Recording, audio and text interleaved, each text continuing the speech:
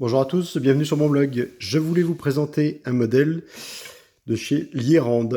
Modèle très connu qui a été présenté sur beaucoup de blogs. Là, je le présente en bleu, hein, qui n'est pas commun. C'est un modèle que j'avais vu lors d'un salon à La Rochelle. Je l'avais découvert, il était juste sorti. Et après, il a été présenté en tête d'affiche sur Tier, sur Coutelia. Je l'avais jamais pris le temps de le commander. J'étais parti sur d'autres types de couteaux et voilà, je le regardais depuis un moment. J'ai vu qu'il le faisait en bleu, puis comme c'est une couleur que j'aime bien, et ben je me suis laissé tenter là pendant les congés et j'ai acheté ce modèle-là. Euh, et je voulais apporter un petit peu mon avis personnel sur ce couteau-là. J'ai regardé les blogs, ce qui se faisait, ce qui se disait sur ce couteau-là et du coup ça m'a interpellé. J'ai voulu l'avoir et je regrette pas parce que c'est vraiment un modèle extrêmement intéressant. Euh, il a un rapport qualité-prix qui est imbattable, il est à moins de 50 euros. Il a une très bonne lame, l'insculptation, enfin le logo est bien marqué, on a un très bon tranchant. Alors j'ai vu plein de blogs qui apportaient certaines critiques que je trouve pas fondées. C'est pour ça que je voulais faire un petit peu donner mon avis là-dessus. Il mettait comme quoi la lame venait s'émousser en se repliant. Quand on regarde à travers les découpes, bah, c'est pas possible parce qu'effectivement la lame est en retrait dans le manche et elle ne touche pas le manche. Donc du coup, je vois pas comment il peut s'émousser, même en regardant avec une loupe ici, là, au plus près, il ne touche pas. Donc je vois pas comment il peut s'émousser. Bon, l'avantage de ce couteau-là, c'est qu'il est pas cher. Ce nouveau concept enfin, de système à pompe avant vraiment extraordinaire, c'est novateur, fallait vraiment y penser. Il prend pas d'épaisseur. J'adore ce couteau-là, il est vraiment très bien pensé, quoi. Il est pensé vraiment dans les moindres recoins, c'est-à-dire que ça vient bien se bloquer en position fermée, il y a une très bonne retenue. Bon, apparemment, certains modèles avaient moins de retenue, celui-ci tient vraiment très très bien, ça dépend peut-être de certains modèles. Il se bloque très bien, il force un petit peu, mais je pense que c'est volontaire, comme c'est un acier Z20. Si c'était trop fin, si on le faisait trop souple, je pense qu'à long terme, il finirait par avoir trop de jeu. Donc je pense que tout ça a été mûrement réfléchi. Le seul petit bémol qu'on pourrait mettre, c'est sur ces modèles laqués.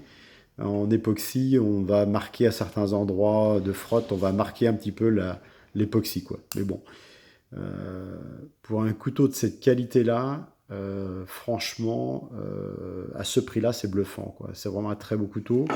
Bon, la couleur, ça lui apporte du cachet. Il y en a qui aiment pas, c'est une question de goût. Mais je le trouve vraiment sympa. S'il sort d'autres modèles avec d'autres types de lames, apparemment, il y a des protos. Je pense que je me le laisserai séduire. Là, on est sur un 12C27. Je suis parti sur l'inox. Voilà. Bon, après, j'ai vu que sur le petit packaging, il était possible donc d'avoir 12C28, pardon, je dis une bêtise. Il est possible d'avoir du C75 pour les puristes, pour ceux qui veulent des lames à base de carbone. Et après, très bien pour un coutelier après du secteur tiernois, il propose un D2. L'acier D2 qui est un acier, enfin pour moi à mon avis, plus haut de gamme, plus actuel que les aciers qui sont beaucoup utilisés, C14, C27 ou le 28. Bon, c'est pas des mauvais aciers, mais il y a mieux au jour d'aujourd'hui, quoi. Voilà. Donc c'est plutôt pas mal. Bon, il n'est pas encore sorti, je ne l'ai pas vu encore à la vente, mais ça serait une bonne chose si on trouvait des aciers D2 ou des aciers CPM, des aciers un peu plus techniques au jour d'aujourd'hui, techniques des poudres, qui permettraient de s'émousser un peu moins, qui seraient plus performants. Ce que peu de fabricants tiernois ou de l'aïeul ont mis en avant au jour d'aujourd'hui. Ils sont beaucoup restés sur le 14C27, 14C28. On est quand même sur des aciers qui sont beaucoup, alors c'est ce que j'ai pris dans celui-ci, mais bon, si on me proposait pour 10 euros de plus un acier haut de gamme, un CPM ou un S30V, je passerais le pas. Voilà, donc voilà un petit peu pour donner mon avis. C'est un poids ultra léger, 51 grammes, donc ça pèse pas grand-chose. C'est pas épais. C'est une lame qui fait 9 cm de tranchant utile et un peu plus de 200 mm en longueur ouverte.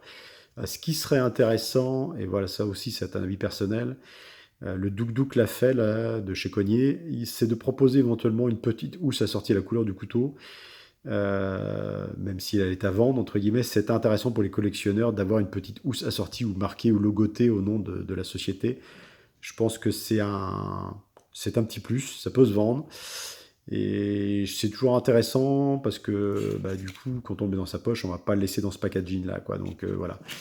Euh, Par contre, vraiment un très bon couteau. Je suis très heureux de l'avoir acheté. C'est vraiment, honnêtement, il vaut vraiment le coup, hein, vu le prix. Je vous le compare à côté de deux autres modèles que j'ai achetés, qui sont des modèles très connus. Donc le La Gueule en numéro 8 et le fameux couteau de chez Florinox, le Kiana. Euh, bon, c'est un avis personnel que je vous donne. Pour moi, il n'y a pas photo. Il est plus cher, hein. Le Kiana est beaucoup moins cher, c'est pas le même prix. Ils ont un système après à pompe dessus, mais quand on force un peu, il y a un peu de jeu. Alors, est-ce que c'est le mien? Apparemment, certains modèles en ont, d'autres en ont pas. Pour le prix, c'est imbattable, c'est un très bon couteau. Je veux pas, à ce prix-là, c'est imbattable et c'était un très bon modèle. Le Pinel, on n'en parle même plus, c'était un modèle excellent. Enfin bon, voilà, il n'y a pas à dire là-dessus. Par contre, pour quelqu'un qui veut un couteau un petit peu plus, bah déjà, on est sur un artisan, on est sur une entreprise après artisanale de Monsieur Gauthier et de Hélène de Zolm. Donc du coup, on est sur un produit voilà, artisanal. Et c'est ce que je préfère plus qu'un produit industriel. Bon, même si c'est du couteau français, Cocorico. Mais voilà, je préfère ce modèle-là. Bon, après, je pense que c'est plus pour les puristes un petit peu, qui recherchent un couteau vraiment, voilà. Euh, mais dans un blog, j'ai vu aussi qu'il n'était pas fonctionnel pour manger avec. Moi, j'ai mangé avec plusieurs fois. Et je trouve qu'au contraire, il est vraiment fait pour manger avec à table. Donc voilà, je trouvais qu'il y avait des blogs qui disaient un peu de d'ânerie sur ce couteau-là. Et voilà, je voulais ramener moi, mon opinion là-dessus. Et voilà, je suis très content d'avoir acheté ce couteau-là. C'est un très très beau modèle. Il est très agréable, une bonne tenue en main.